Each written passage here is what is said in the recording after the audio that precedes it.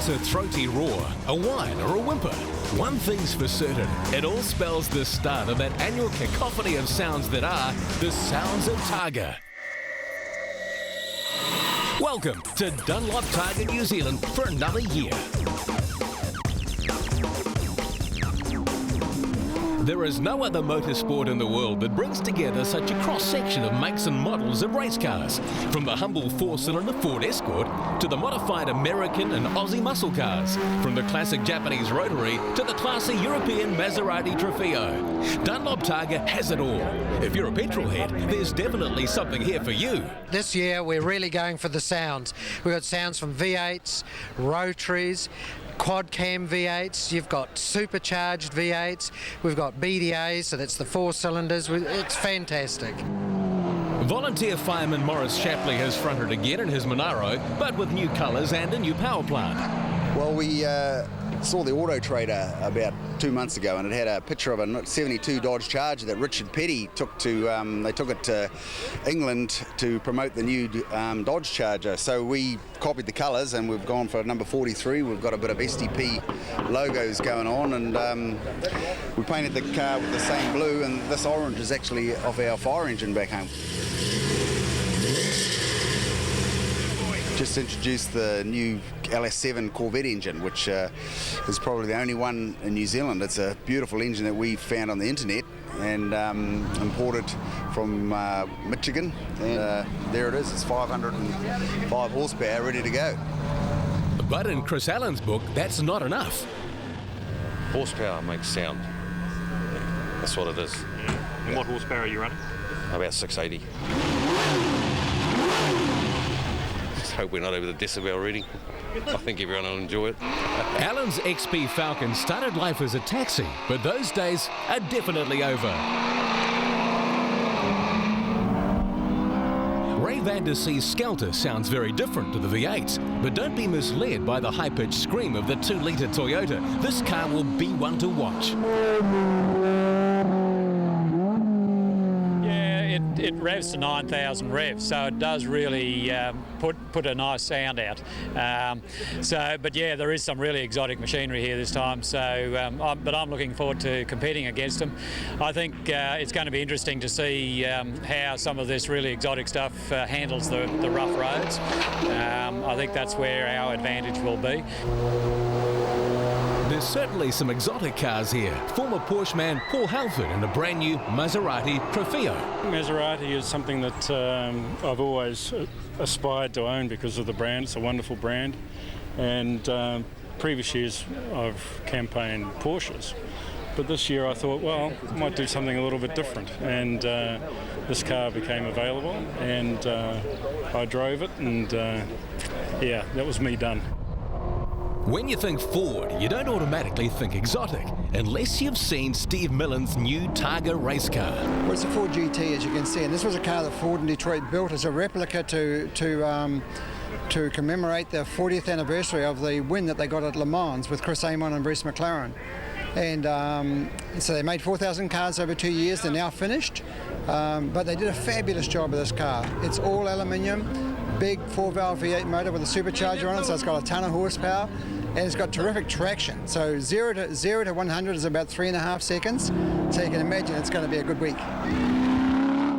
You know, I do a lot of testing for Road and Track magazine in the States. And about a year ago, I went off to do a test with them with a bunch of really neat cars like Lamborghinis and Ferraris, and I drove the GT to the event and then drove it home again. I thought, man, this was such a great experience. I want to bring it to Targa. And so I worked hard, and that's what we've done.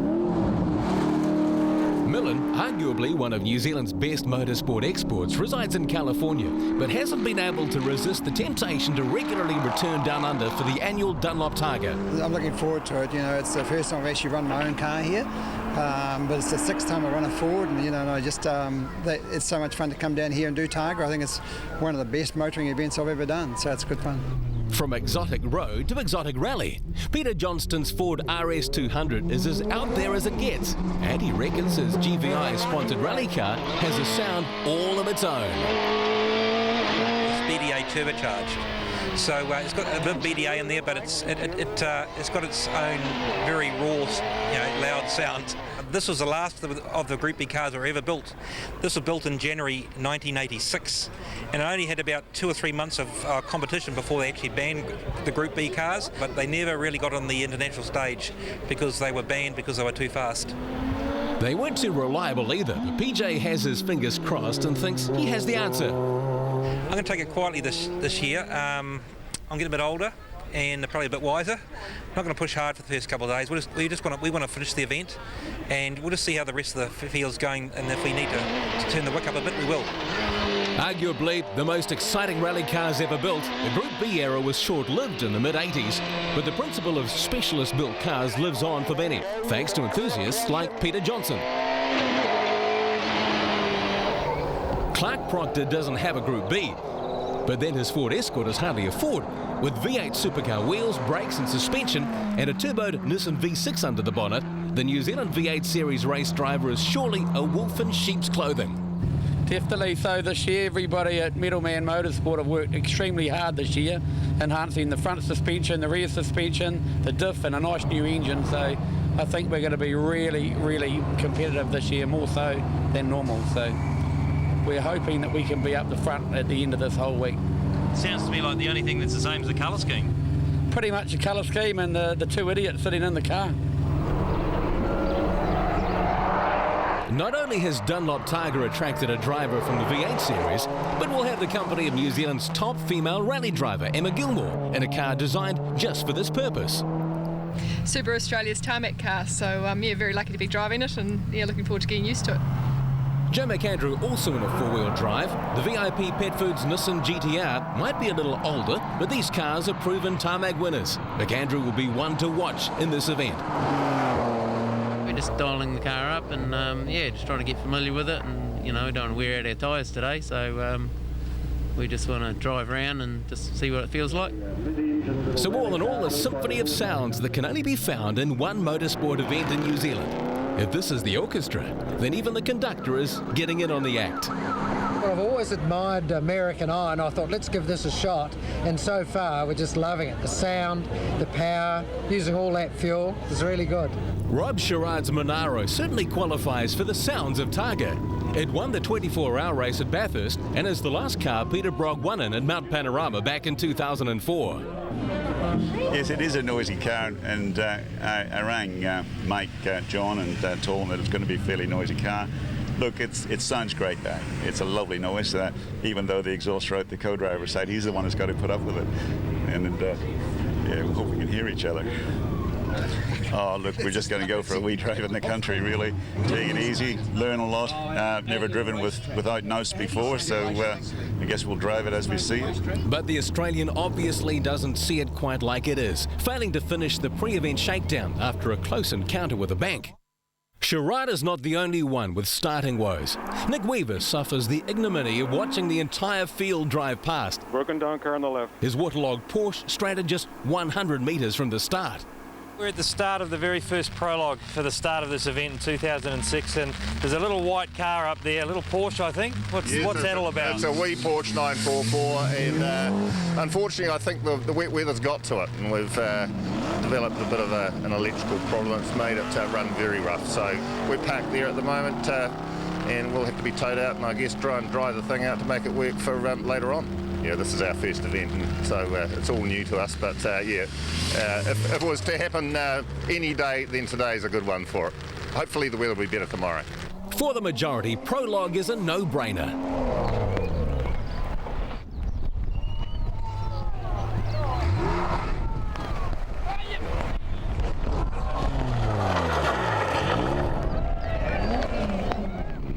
But the hairpin always catches a few, much to the crowd's and Mike Tubbs' delight.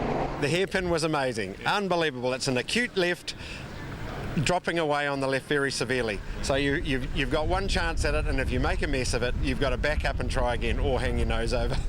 And it was really quite funny to come across an Australian Porsche driver sitting there with not enough lock left to get round and wondering what to do next, because all he would have seen out his window would have been paddock about 10 metres down.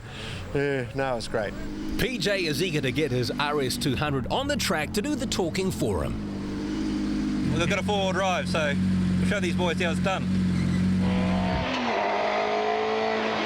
Now you got to see your right, your right, caution, level on the intersection.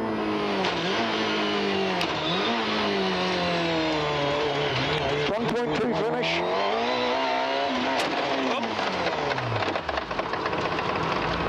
Gearbox. Yep, drive shaft, eh? But this isn't what he wanted. Oh, not very nice, but hey, I'm used to it. You know, I'm used to it. I'm a wise old man now. I know, you know, if you're going to run Group B rally cars, you're going to have pain. So perhaps I should just sell it and buy a Porsche or something. But I don't know if I feel good in a Porsche. I love the character of the car.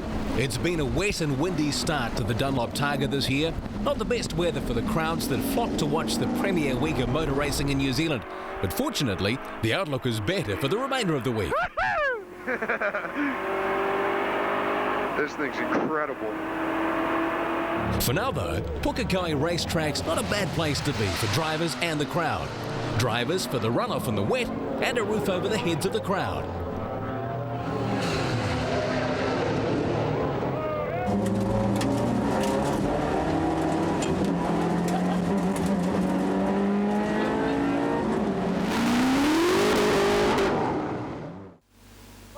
The morning of day one and pride of the fleet, the Ford GT sets off in the capable hands of Steve Millen, with USA Road and Track magazine's John Lamb calling the shots.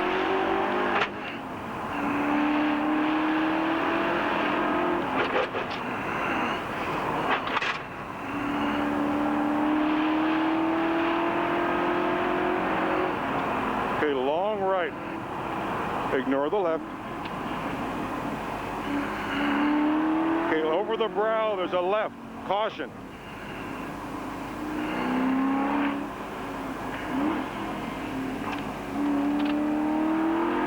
We've got, come on, here's the left one. Be careful on the left here. We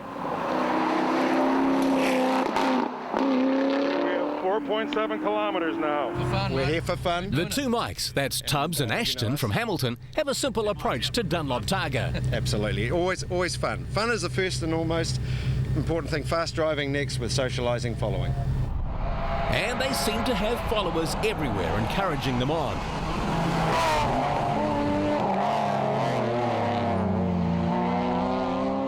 While the inclement weather looks like it might break, for the moment the road's still slippery. The tyres are yet to be warmed up, and for some, like the driver's nerves, the cars themselves need to be settled.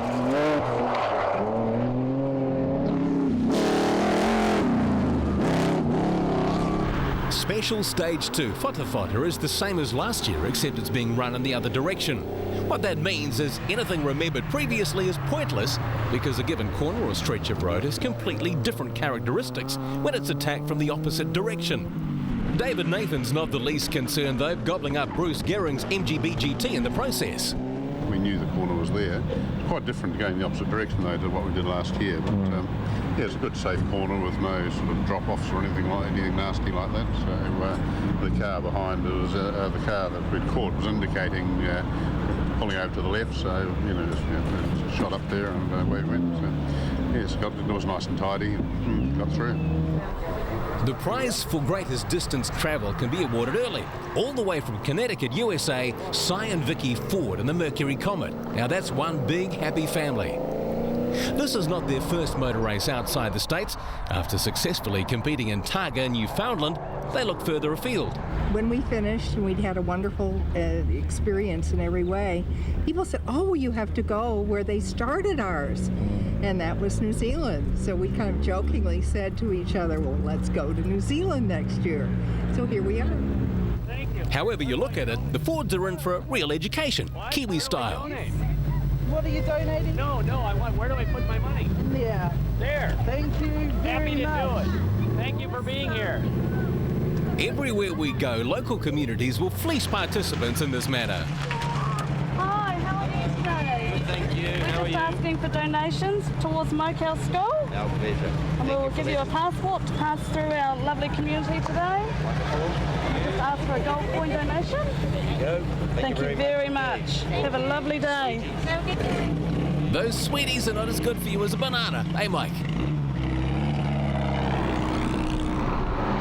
At the more serious end of the competition, Emma Gilmore's Subaru WRX has been trading places with Joe McAndrew in the VIP Pet Foods Nissan. She'll hold him off for the day. Clark Proctor as good as his word in the hybrid Escort. The Metalman V8 driver unfazed by the slippery conditions and easily staying in the top 4 fastest cars for the day.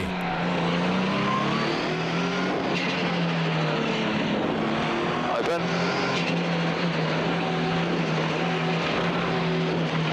Open. Oh, she's good. Open. Ray Van Der Sea is another who predicted a good performance in the Australian-built Skelter G-Force, just 30 seconds behind the race leader. Peter Van Brugel in the Prestige Turbo Toyota Supra is just 10 seconds further behind. Well, today about us is just getting back into the groove, getting the car set up for this. I mean, it's a heavy car, it's a high-powered car, so it doesn't really suit this wet, tight stuff, but it's just about sorting ourselves out, so it's nothing silly, just learn. Someone on a sharp learning curve is Martin Dunn. What happened, Martin? Well, it's pretty obvious really what happened, but I came over the brow of the hill, and because there's no instructions for this, for all of it, so I was sort of going by the telegraph poles, thinking that the road went straight on, came over the brow of the hill, and the road dips away to the right, and it's off camber. And with the drizzle on the road, I just lost it, and that was it. We rolled a couple of times and went backwards into the side here, but we're all fine. It's one of the oldest tricks in the rally book, assuming power poles always follow the road. Don't worry, Martin, it catches plenty. Last year, Harry Dodson fell for the same trick. This year, he's much wiser in keeping his two-wheel drive version of the Nissan GTR on the road and just outside the top 10. The trip down to New Plymouth takes in some spectacular coastline and some lush farming country. The rain might not suit those in Dunlop Targa, but then you can't have picturesque scenery like this without a little moisture now and then. Rain or shine, Paul Halford and Glenn Taylor are enjoying their ride this year. Okay, narrow tunnel, very bumpy inside, remember?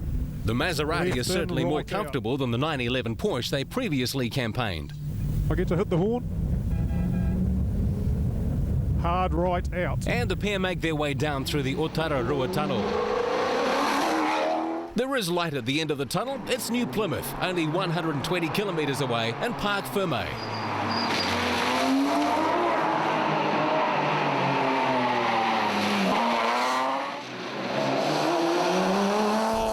Tony Lynch has been building race and rally cars for years, so deciding just who might assemble his own Vauxhall Chevette wasn't hard. We've spent nearly 3 years on it, and we don't like to think about what it cost, but it's been done by us from scratch, built right through, and engine, gearbox, suspension, bodywork, right through to where you see it here now.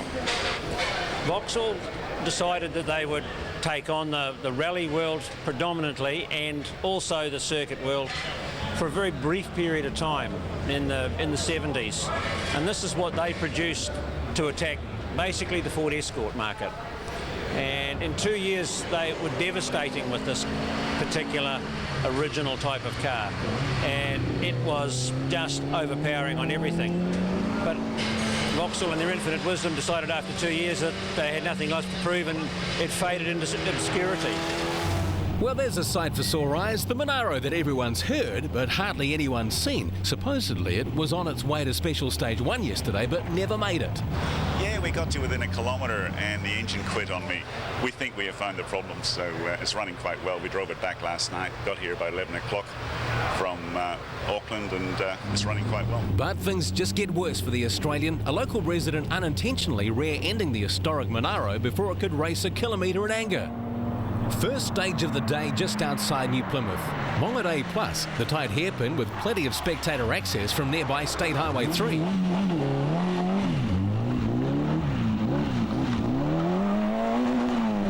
In Targa terms, this is called the Hospitality Corner, which is another way of saying, come here and catch all the action.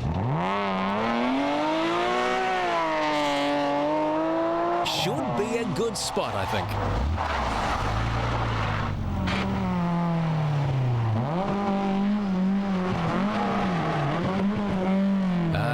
Dunlop Targa never disappoints.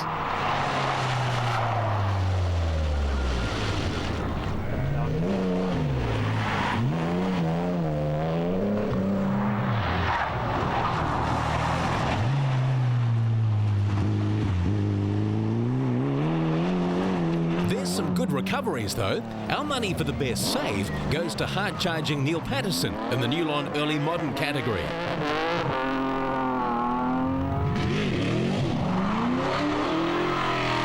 Now we haven't seen much of Chris Allen this Targa. I wonder what he's been up to. We ripped a couple of rockers off. Didn't have the rev limiter in for Monday, and over-revved it, so she was back to the workshop. Inlet manifold off, sump off, dry sump, tank out, cleaned all the hoses, new rockers, new push rods, and we're here. This unorthodox means of approaching the hairpin is right out of character for Neil Johns. I hadn't heard my co-driver say hairpin, and I didn't have the volume high enough, I just think so.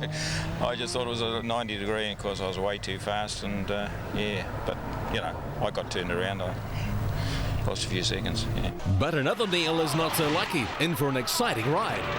A bit too exciting, unfortunately. Yes, a little bit hot. Got a little bit carried away. It's pretty well cautioned in the book though, wasn't it? Yeah, it is. And hospitality normally tells you they're there for a reason.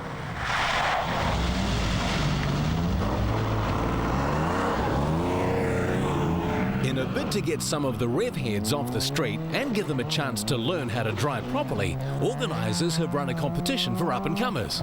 We're trying to encourage young people to get into this event, not to go doing all their burnouts and all of their fast driving on the open roads, come and do it on the closed roads.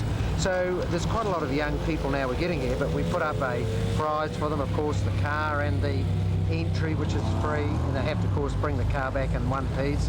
Then the second place getter got just a free entry, and he had to put up the car. And then we have a few others that we give them a 50-50 entry, so they put up $1 and we'll put up $1, just to try and encourage the young people in. So these guys can be excused for not knowing. Why? Because they're the rookies who got second place and a free entry. Maybe you want to rethink that, Mike. What does it feel like when you come in there and you know damn well that you're not going to make it through? Maybe we should ask the co-driver, because he was the one who was hanging on to the roll cage, but no, it was alright. We managed to pull it up, didn't go through the tape, so yeah, just get off the brakes and you can still steer then, of course, so yeah. Last year's rookie winner, Nick McMonigal, is back having purchased his car off Mike John, found his own sponsors and bought a ticket to Targa. You learn a lot from being around Targa, because obviously you meet really cool people and you become good mates with people.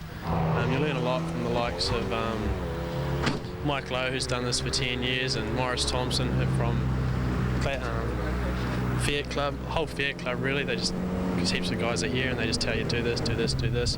Sponsors like Geezer Architects, they just give you money and say push harder, push harder, push harder, and they understand if something messes up. And then you meet people like Steve Millen, who give you a pat on the back when you do something good and laugh just as hard when something goes wrong. So. And things certainly have been going wrong for the one-time rookie.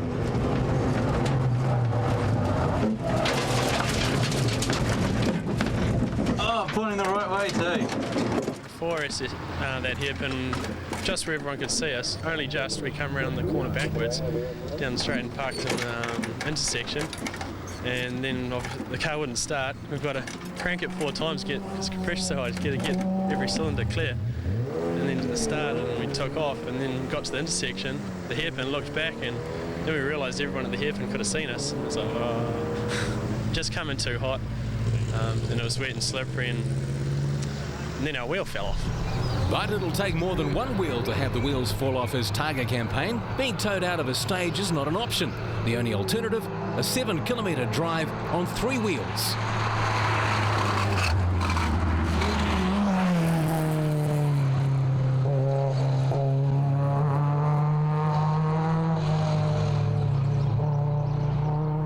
With the weather on the improve, it's on to special stage 11. The Yumps mid-stage is stuff legends are made of. The safety notes state, pilot's license required, and it's no joke.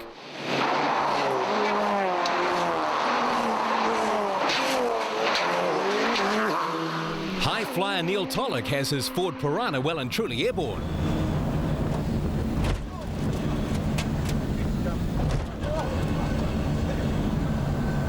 The big hybrid Capri lands heavily but is unscathed. His new tyres giving them a good grip on this year's event.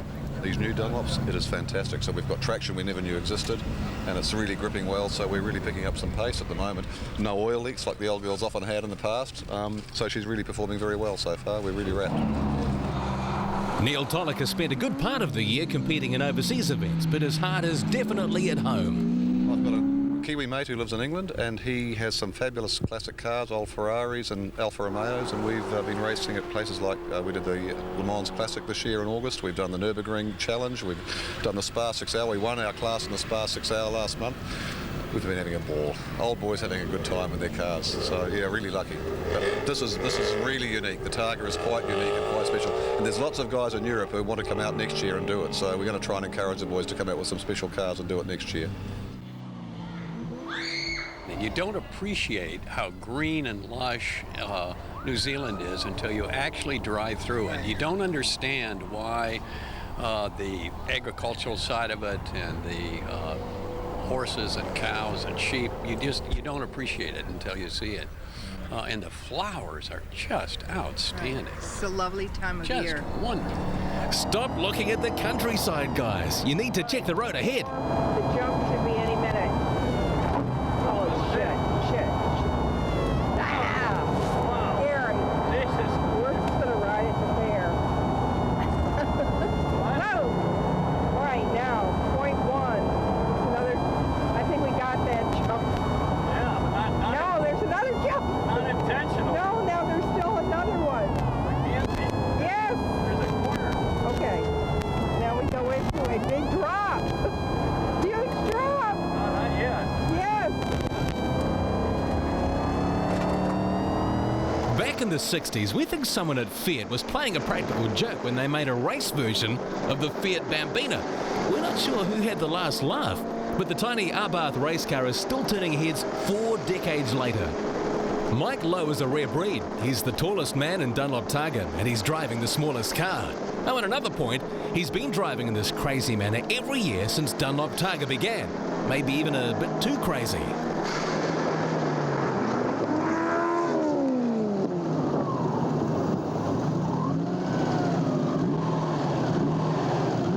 We do have to give 110% to keep up with the big guys. We're on the edge of, going off the track every now and again. Proud to say we did join the inaugural Targa 720 club, popped out of the ditch unscathed. Well, actually, Mike, it's only a 540, but we're still impressed. Max Story has been having ABS braking problems in his Porsche 911, and this is the result. But his co-driver, Racing Ray Williams, has a different story. Yeah, the two little problems we had was that the bumps there were pretty bad, and the bumps actually started the CD player was skipping tracks.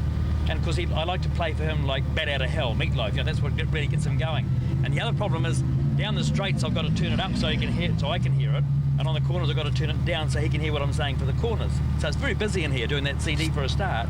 And the other thing, after the jumps we got to that big water splash thing, and the water went and it drenched all the air conditioning radiators, so the cabin temperature went all crazy. So I was doing the cabin temperature, Mac likes about 18.5 degrees, so we just about got that right. And he said, which way's the corner going? I was, well, he's driving, mate, I'm just busy setting all the controls up, and he parked us in a ditch, so I don't know what he was thinking. We don't either, Ray, but we suspect it's got something to do with the bull factor. Steve Millen's not featuring at the front, but his rationale for being here is simple. Compete, develop and finish. It's a 3.3-year plan. I knew coming into this event it wasn't about winning, it was about developing the car. And it's an unusual car for a Targa rally, and I knew I had a lot of work to do to develop it, and you can't develop it if you crash it in the first day or the second day. And the goal is to learn as much as we can with the car this year, take it back to California, do the modifications and bring it back next year. 130. How frustrating is it to be sort of held back a little by the car? Yesterday was frustrating. Yesterday was very frustrating because some of the roads were really slippery and so on, and the car just wasn't happy and that stuff. But I'm not as frustrated today because we're starting to sort of use the legs of the car, and oftentimes we're bumping up against that 200k limit, and we have to back off. So that's a bit frustrating too, isn't it? Here we go. What's the speed? 160, 178, 180, 190. Jesus, 205. Can't keep up with that damn thing. It's great to see how many people are coming out and stuff like that, and it's getting back into these communities and so on is just terrific. So it's good fun, and I must admit I have slid the car around a little bit if there's a lot of people there. Amongst all the spectators that do come to see Dunlop Targa, there's two standouts. Every year, everywhere you turn, any time on Targa, Darren and Wayne are there. Cap in hand, can on head, or something like that anyway. Wayne, Darren, why do you follow this event? We follow it to watch Chris Allen because he smokes the tyres. Yes, yep. Chris Allen, mainly to watch Chris Allen. You've been doing it for a long time now, haven't you? Yes, we have, about 10 years. He's a good entertainer. Okay, everyone else in Targa really is good, you know, but Chris is a specialist, you know, whatnot. Jolly well said, Darren. Hey, what? Hey, what? Tatu. Thank you, sir, Chris. And the self-appointed recovery crew is well experienced. We did it first time from Brett Porter in the Cook Islands BMW, and he was stuck in a fence, and I had my winch there because the ute blew up. We used to be known as the boys on the ute, but the ute blew up doing too many wheelies and not on public roads, and so we winched him out, and then all of a sudden we came across other cars and we thought, oh, we'll winch them out as well. So it sort of became a bit of a, well, it was fun. Yeah. It was good fun just pulling them out, just to see them get back on the road again. Yep. You've got a bit of a reputation for being the camp followers, haven't you? Yeah, you stop the camp bit, eh? Well, I've looked up in the dictionary about camp. Camp's not that great, eh? We're not the top twins. We're Darren and Wayne. Mike John insists having fun on this event is paramount. Take it too seriously and you might as well pack up and go home. Craig Shepherd and his team take this instruction extremely seriously. We're having a good day. We've bribed a couple of police this morning. We've hosed a couple of schools. The car's not going bad either, actually. Paul Blackie is another expat who returns to New Zealand to indulge his motorsport passion. His younger brother Peter, who's pointing the way, still resides in Tauranga, so this week is a great chance to catch up. We're having a ball. Yeah, no, it's good. We talk about old times rather than the corners. It is a very different style of driving, isn't it, without pace notes? Oh, hell yeah. Yeah, I remember at the first stage we went into that and I said, Peter, what's this? What's this? He says, what are you talking about? He says, I don't know. Oh yeah. just a completely different frame of mind you've got to get yourself into. And rather, you know, in a normal tarmac rally, you're probably driving at 9/10, or you should be. In this sort of rally, I reckon you're between 7 and 8. If you're going any harder than that, you're going to come off. Mike Vincent has been dominating Classic Car Magazine Early Classic category in his Hillman Avenger, leading Matt Smith in the lime green Mazda RX-2. But when it comes to wheel lifting, Smith is definitely the leader by a nose. When we come around the corner and we put our foot down, the power just goes down and somewhere's got to go, and so the front just seems to pop up. And it's mainly, going into new roads and things like that, it just seems to pop quite high, and the crowd like it, so we've just left it that way. Yeah, and not a bad way to save on tyre wear either. The top Kiwi chick behind the wheel is really pushing the Australia factory Subaru. There's no compromise with Emma Gilmore. She wants to win. Trouble is, she's a bit hard on her men. I know, it's such an awful thing to be famous for, but poor Daryl had a rough time today, and just never doing it before, and you don't really get a sense of how hard the G-force is going to be and how sick your stomach gets, but it's pretty bad around here as well, and even I was feeling a bit light in the stomach at times, so lots of crests and lots of jumps. So.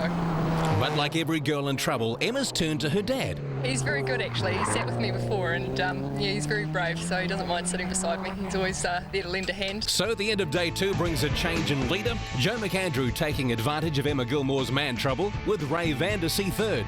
The metal man, Clark Proctor, separates the Skelter and the other Aussie, Paul Blackie.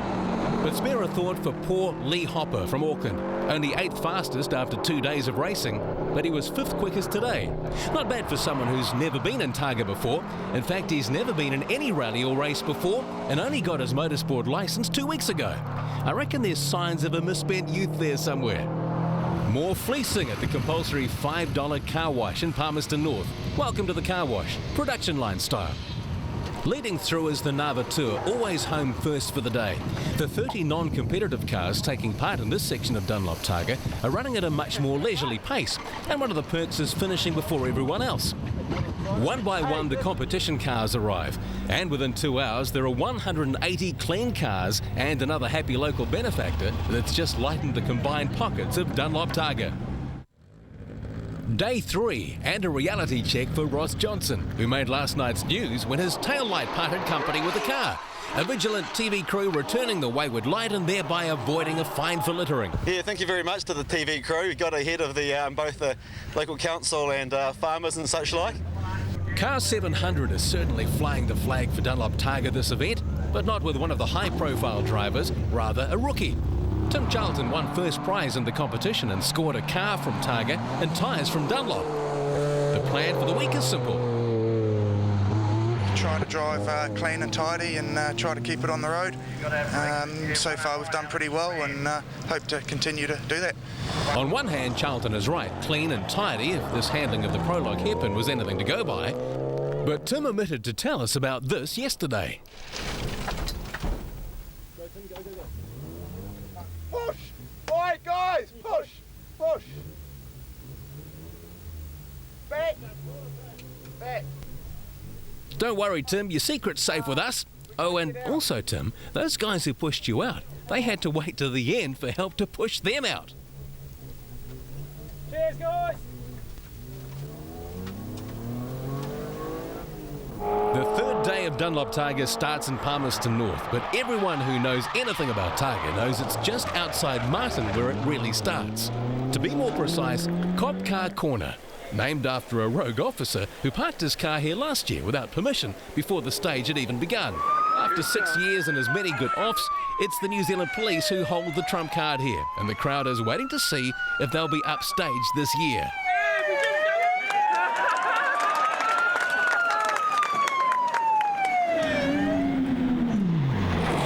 This corner is entertainment plus, catching even the best.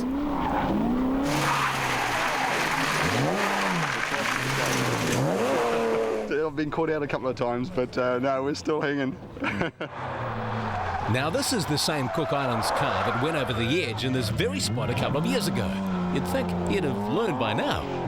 It was a good opportunity to showcase the Cook Islands, and that's a positive part of that, I guess. Our dark horse, who yesterday stopped the clock 5th quickest, nearly stops the clock permanently. Very nearly. I'm a bit hot coming into it, bit of loose gravel, couldn't get around, straight into the fence, and fortunately four-wheel drive, rocket backs and forwards half a dozen times, and we managed to pluck ourselves out of the drain. Keep going. Did you think you'd get out of it? I had a sneaky suspicion we would. Done a lot of four-wheel driving over the years, and you know, you sort of get to know. So, yep, all is good. Not too much loss, I think. Seems Dunlop Targa is doing a lot to balance the exodus of Kiwis. Chris Maindonald is yet another lured back for the last week in October. After a successful career racing motorbikes, Maindonald has been bitten by the Targa bug. I've always wanted to race cars. It's been in my mind for years, so I suppose it's one of those things, if you wait till you can really afford it, you'll be 120 night out. So I thought, what? I actually came over last year and helped some boys in a service crew. So I thought, shit, this is me. So I went back to Aussie and organised the car, and here we are.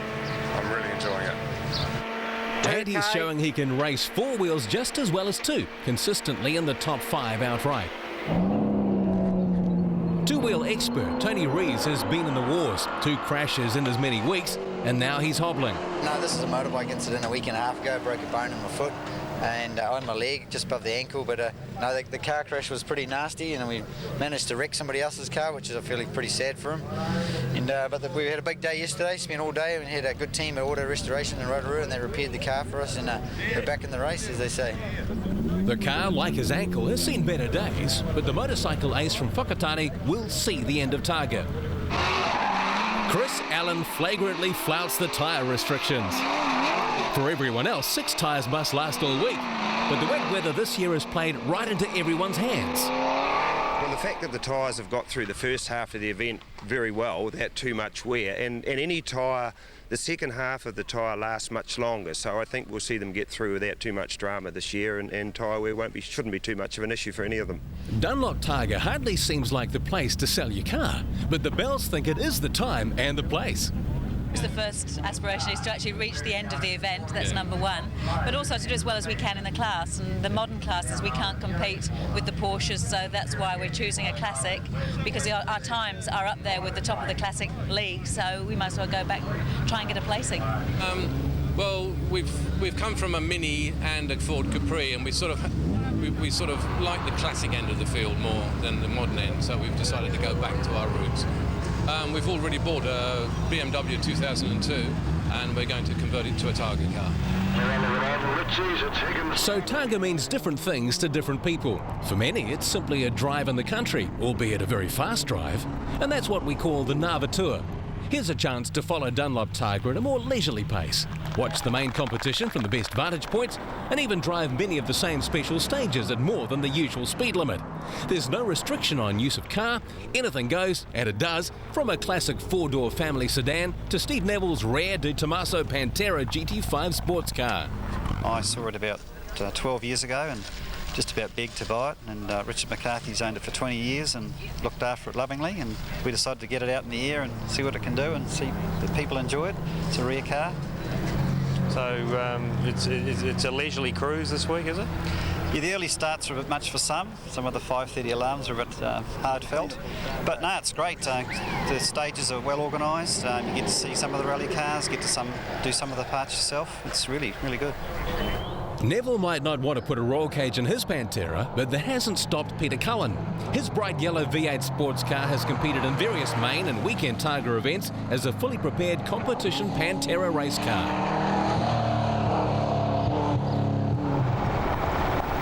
Lunch is over the hills in Taihape. For some, the trip will be slower than others. Aside lunch, there's the obligatory gumboot throwing competition with varying degrees of success. I wonder if they have gumboot throwing in Connecticut. Maybe. Up where the real competition is taking place, things are intense. The fastest three cars have been trading places every stage. But word spreads quickly to the Taihape pit stop that second-placed Emma Gilmore has had an off. Her onboard confirms the rumour.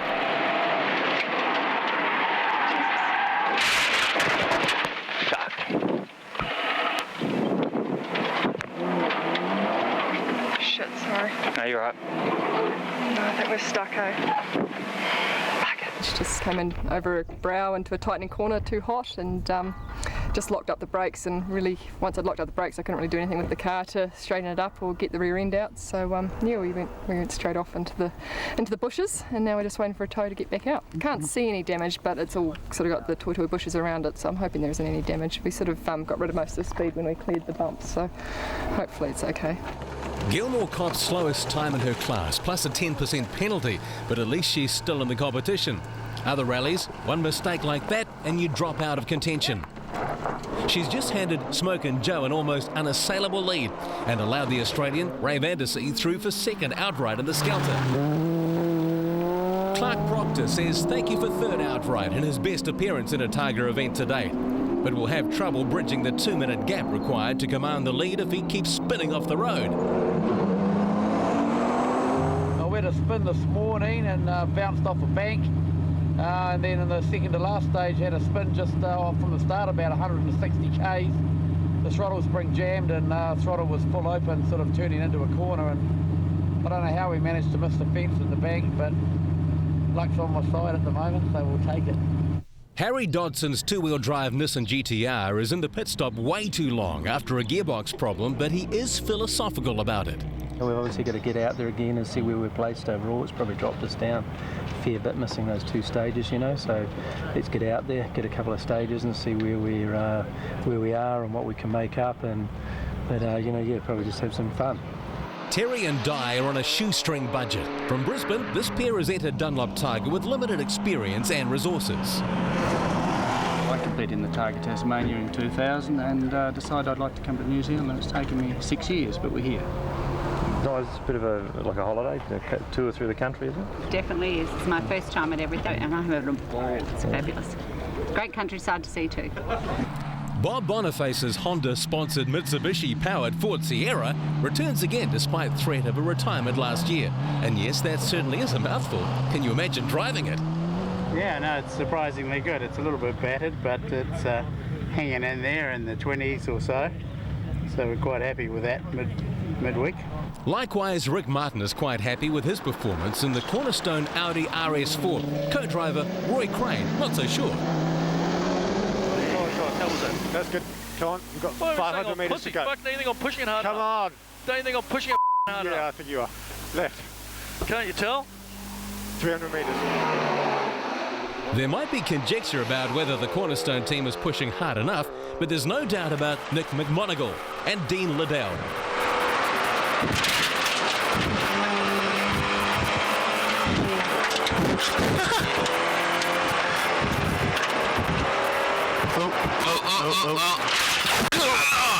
Now that'll take the wind out of your sails. Bank 1, Sirocco 0. The Volkswagen is fatally wounded.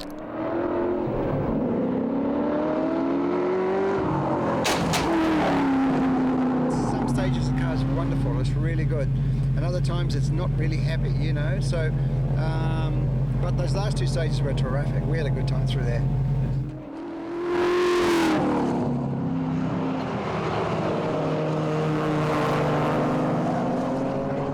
Manfield Racetrack is the last competitive stage for the day, and a time for some to let their hair down.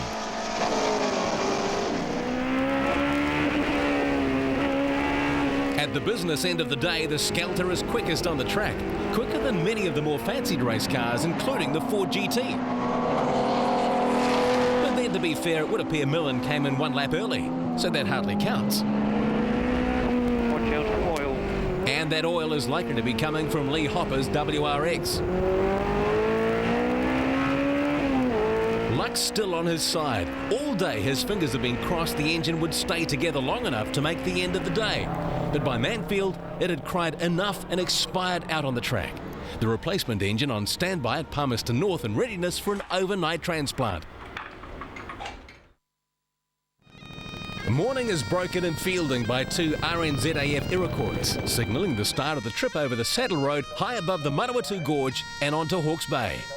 Man of the moment is Ray Vandersea, only 50 seconds behind the overall race leader, but carrying the Confident Daily yellow leader's windscreen banner. I'm thrilled to have won the day yesterday, and I'm just hoping we can keep it up. I'm not sure what these stages today are going to be like. There's some new stages there today, so I'm thinking that may be to our advantage actually. So yeah, if I can retain it for tomorrow, that'll be great. Lee Hopper's WRX is here in Manfield, so the boys' hard work overnight has paid off. That's what they're here for. They've got to work. Did they enjoy that, you think? Oh, I think so, yeah. You know, the guys, you know, they just didn't cut any corners and they just had to do what had to be done. And what about the 500 kilometres needed to run the engine in? Too bad. Right? There's 20 kilometres to the first stage and that's all it's going to have. The first stage is Windmill Alley across Saddle Road. Car off, slow down. Bad news for Marcus Van Klink, sidelined from 14th overnight. But the Hoppers have their own concerns. On the way down, remember you got no right tyre. Slow down, tyre to the right. Tyre to the right.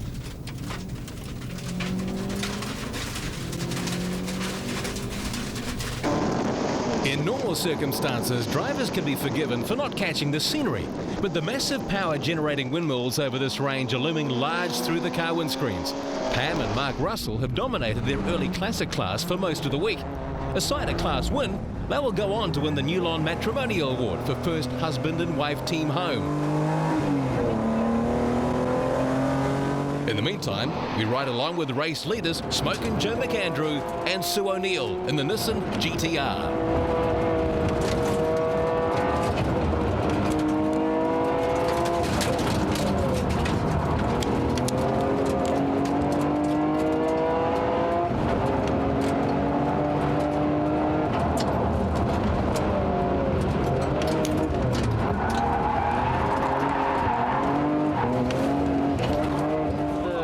The heat or picking up the stones and making it quite gravelly, and yeah, it's sort of a bit hard to read, but you know, you do pick them up going in the middle of the corner, and obviously with 100 or so cars gone through it, it's dug them up and it's making it quite slippery in places, so we've had to work hard today to keep it in the middle of the road.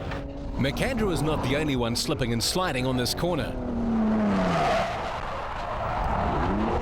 Clark Proctor, the self-confessed spin doctor this event, claims honours here. We think he's trying to upstage Chris Allen in the Big Green Falcon. Keep it up, Clark. You've got a way to go. Tony Butler is once again the flying billboard for Cure Kids. He and his unusual locally built cheetah have worked with the children's charity to raise close to $300,000 since its association with Dunlop Targa began. This year, the late Peter Brock was due to be here as a competitor and ambassador for Cure Kids. In his absence, another Holden man, Hamish Patterson, had an idea. The crew and I were talking about some ideas and ways of acknowledging what Peter was and how special he was, and the idea of the bonnet came up. Mike John got on board, thought it was a great idea. We got great support from Race Pro Composites, and the rest hopefully is, well, history taking shape. For a gold coin donation, you can sign the memorial hood. It will eventually realise a total of $4,500 under the auctioneer's hammer at prize giving. The two mics have been doing what they threatened, converting their fun into fast. The pair is flying and in the top 10, which is where they secretly hope to be.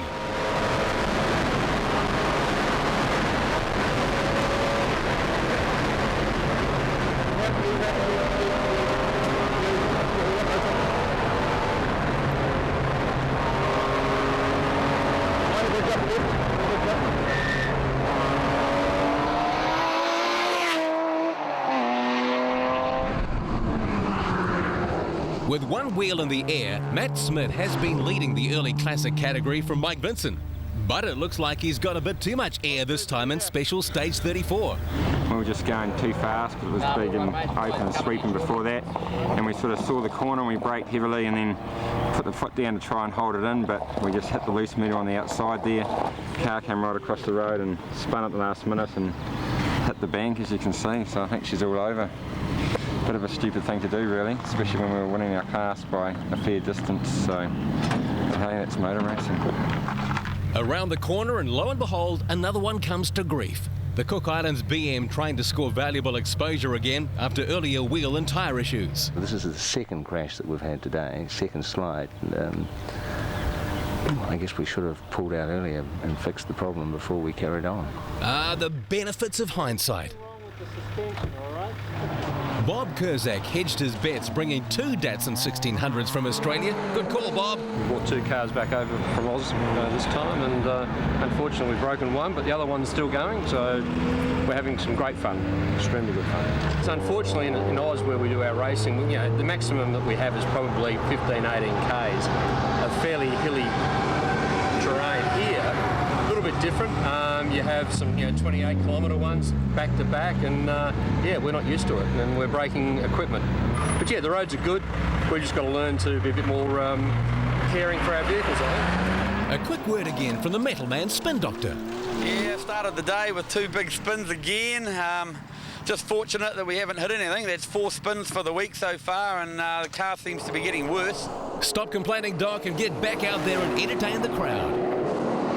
Dr. Nick Cooper in the mighty V8 Valiant Charger has found himself in the wrong place in the starting lineup. Somehow he's amongst many of the slower cars, and with just 30-second intervals, it doesn't take long before the thundering V8 Chrysler is monstering the back of slower cars. That's our American visitors in their Comet. And that's the Van Bockhoven's Leyland Mini.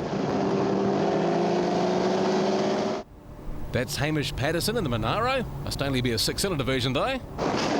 And that's Petra Bates in the mighty Thunderbird. Petra, what about us? Kirsten Courtney was introduced to Targa 4 years ago by her dad and is almost an old hand now and enjoys it in her words because it's really fun, and I get to go fast, and I get to go on both sides of the road, and I get to tell my dad what to do, and it's just shitloads of fun, and there's so many nice people here, so it's cool. It's an old Group 1 rally car, which used to be owned and raced in the heatwave rallies in the 70s by Phil Ormsteen. So we've kept it all original. We haven't done anything extra. We had to change the mags and wheels to fit the wonderful Dunlop tyres that we race in. But that's about all that we've changed on her. So still running like she did in the 70s. The father-daughter duo seems to work pretty well. She drives extremely well. She's a well-balanced driver. She's smooth, not all rip, shit and bust, which is good for Targa because it's a 5-day event. It's just not all over on the day. So you have to look after your car, and she really does look after this one. It's an old car, so you've got to be a little bit extra careful, but she does a fantastic job. And as I always say, you put the best driver in the seat, and she's the best driver in this team. So has the best driver in the team overtaken anything? Just an old Porsche, but yeah, I think it was sick. It wasn't because I was going too fast. It's a fabulous experience, really is, and you spent sort of 20 or 30 years looking after the kids, and they're in your hands, and now all of a sudden I'm in their hands, because if she does an oops, nothing I can do about it. I'm just sitting there for the ride after that. So, you know, it's brilliant. It's a fabulous experience, and I encourage more fathers and mothers to get out there and have a go at Targa, because you can do it. This place name is actually the story about Chief Tamatea, ancestor of the Ngāti Kahungunu people of Porangoho, and the battle he had with the Ngāti Hine people in which his brother is killed. For the politically incorrect amongst us, this very long Maori name has been abbreviated to simply the longest place name in the world. And so it is one of the final stages of the day. The fastest 5 cars in Dunlop Targa with just 1 day remaining look like this. Joe McAndrew leading Ray Vandersea skelter by almost a minute. Only a breakdown will allow Emma Gilmore anything better than third, with Clark Proctor another minute behind. He'll probably chance a penalty for new tyres tomorrow and take no more chances. And Chris Maindonald rounds out the 5. But the talk is the machine that some are starting to call the Aussie Lobster, and it's causing a few red faces. Mate, that thing's gone really turning on the heat today, and yeah, have me sort of going a few times, so you push yourself, and we had seen a few cars, so we all sort of held our breath there for a little bit. We got back even par, I think, by the end of the day, which is, I suppose, what racing's about, you know. You sort of win some, you lose some, and makes it more exciting, you know. We don't know if he can really rip into us or not. He said he's got more tyres left, and we're going, oh God. Well, of course, day 5, beautiful day in the Hawke's Bay. Nothing could go wrong, could it? We had a clutch cable break, so we did the last stage without a clutch. Started without a clutch and managed to get here. If the cops are listening, I went through 2 stop signs. I'm sorry, but 12 years later, you're still doing this? Absolutely. Look, we get asked, you know, why do we do it with such an old car? Satisfaction, that's the word. I mean, I no offence to the other guys, but the modern cars, oil and water, drive them, power steering, power brakes, parts at Repco. This car's the only one in New Zealand, it's one of the only ones in the world in this configuration. You know, for us it's a year of preparation. Drive it like a maniac for a day, rebuild it overnight, and back again. And believe me, the satisfaction of beating almost half the field this year is pretty sweet. The ever-excitable Mike Lowe exemplifies the spirit of Targa. Winning is not necessarily the most important thing here, although Lowe regularly does win his Classic Car Magazine Historic category. This year, with the introduction of the Serie Campione, a competition where winning a series of races in your category throughout the year can bring you the overall championship no matter what category. It rewards consistency and means you don't have to have the fastest car in the field. Guess what? You're looking at the inaugural winner, the tallest man in the smallest car with the best attitude. Mike Lowe will go on today to win the Serie Campione for 2006. And Lowe picks up the inaugural Peter Brock Trophy for living your dream. Hardly a surprise in that. Ironically, the other person to have competed in all 12 Targas is in the biggest car, Petrel Bates in the Ford Thunderbird. I was the first car away on the first day of the first Targa. Oh, it's just a lovely buzz. It's a nice group of people. It's generally a fairly relaxed rally. I like tarmac. I'll do any tarmac rallies, but it's just about being out there, just having fun, enjoying it. Instead of paying speeding fines, I pay an entry fee and then go speeding. Despite losing his early classic lead yesterday after crashing, Matt Smith is back racing thanks to some help from a kind-hearted Hastings panel beater. At one stage there we decided, nah, we couldn't get it right, but then our other friends pulled up and everyone just said, no, we're going to get it back on the road. That's not good news for Mike Vincent, who took the lead from Smith but has had his own problems. And on the last stage we dropped oil pressure, so last night was changing engine night, so we had a spare which we fitted to the car, but that also had some issues, so we had to put a second one in it. So we've done an all-nighter and we're here, so yeah, should be a good day. The leading portion of this event is no longer Paul and Peter Blackie. A high-speed off late yesterday has ended the combined Kiwi-Australia campaign. Both Blackies are okay, but the turbo Porsche will need a birthday before its next outing. So we have a new fastest Porsche and leader of Honda Riders Club contemporary category. Been a little bit of attrition with the Porsches as we went along. The roads have been pretty challenging, but this is my third, so we've had the advantage of just trying to keep it nice and clean and let the attrition take care of the position on the road. The eventual winner of the New Lawn Early Modern category, Nigel Patterson, has a beefed-up BMW for Targa this year, and it's making all the difference. Improved the engine, so we've got the pace to match the handling, and yeah, she's been really good, the car, and hasn't been as much carnage in the first few days as sometimes in some previous years, but the pace is certainly there. Everyone's pedaling that bit harder this year. Jim Wallace is realistic about the 3-minute gap to class leader Nigel Patterson. We're coming second, I think, in our class, and the guys ahead of us are too good for us, so we'll be happy to hold our position and finish, I think. Wallace, who hails from Cairns in tropical North Queensland, is here under the guise of a marketing trip. We've got a couple of boats that go from Cairns to Green Island daily, and they're very kindly sponsoring us on this event, so I'm out here promoting my tail off. Yeah, it's a tough job, Jim, but I guess someone has to be out there on the road marketing. This will be Norm Agnew's best event as well. Another win for the Waikato. Agnew picking up the Honda Riders Club Modern Trophy for 2006. The New Lawn Post Classic category win will go to Mark and Rick Wellington from the Deep South. The Dunedin Knights bringing their Porsche 911 home 3.5 minutes clear of young rookie Blair Thompson in his Fiat Uno.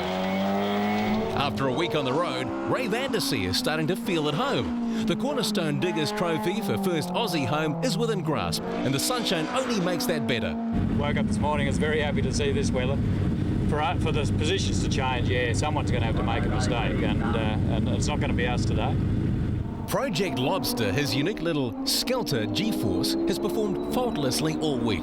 Raised more than a few eyebrows amongst competitors and certainly deserves to be at the sharp end of the competition. The spin doctor doesn't agree with the fine weather prognosis. I actually would have preferred a bit of rain. I think it would have given me a bit of a crack to have a go at Emma, but having taken a tyre penalty now, the gap's probably a little bit big, so conserve today really and try and be there at the finish really.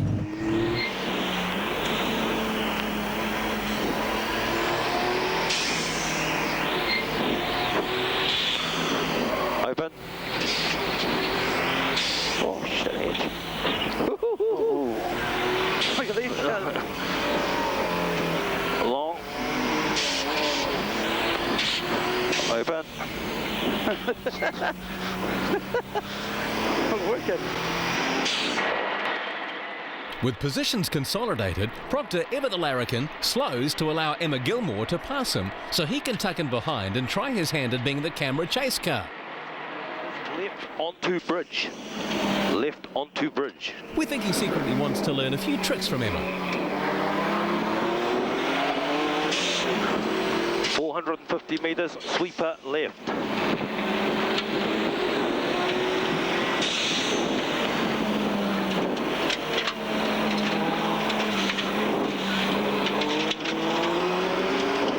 ...700 metres to the finish.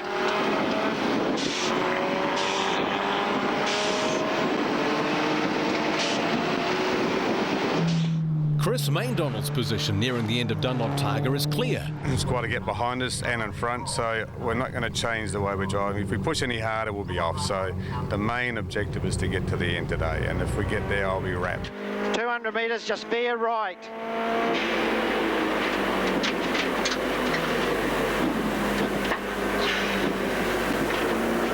Not again, the boys. Oh, yes it is, and they definitely won't be making the finish in Hastings. Yeah, we've had a lot of support from locals, local people, a lot of businesses that wanted to see us finish, and yeah, I'm pretty disappointed for them mainly, and all my crew. We've just worked so hard. We had a crash and shakedown and worked all night to fix the car, and we're going pretty good, but just doing it on road tyres, it's just asking too much, I think. Throughout the event, officials have been randomly monitoring the speed of competitors. This is one of the ways of maintaining the mandatory 132 km/h average speed limit imposed by Motorsport New Zealand. The second last stage of the last day is not the time to pick up a speeding fine. He's behaving himself.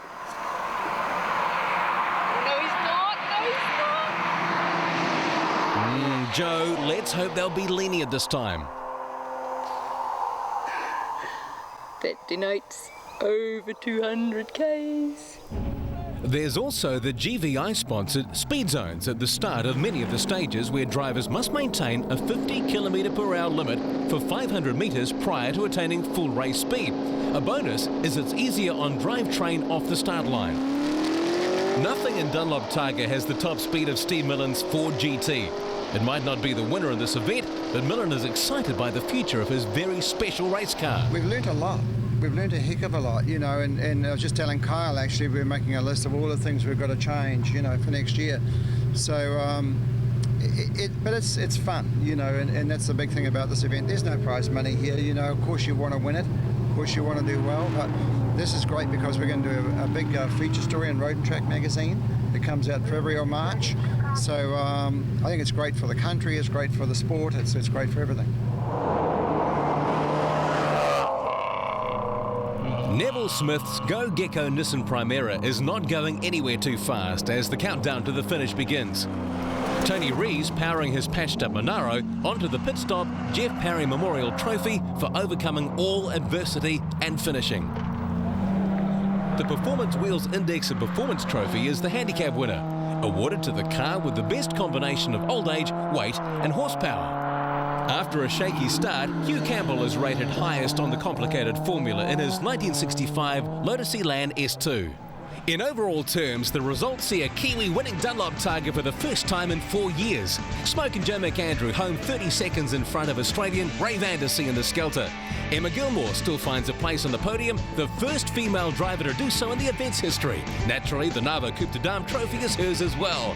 Metalman Clark Proctor very happy to finish fourth after an exciting week of spins. And Chris Maindonald makes the 5 in his first major Dunlop Targa. Like last year, Russell Kipnick again performs well. First Porsche home, and this time winner of the Honda Riders Contemporary category. Jason Gill just edges out the 2 Mikes for 7th, with Boris Shapley clinching a top 10 berth and the first 2-wheel drive home in the Cornerstone Super GT. Mark White rounds out the top 10 for 2006. So celebrations all round in Hastings tonight as the 12th annual Dunlop Targa comes to a close. The feelings of elation at finishing such a marathon week of racing hard to describe, but best summed up by the 2 Mikes. Mike,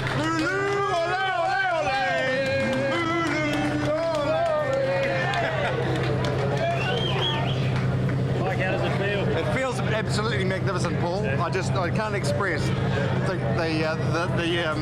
excitement coming to the last stage at the end, and all the cars stopped and we all hugged and kissed each other. It's just fantastic. That's not like it.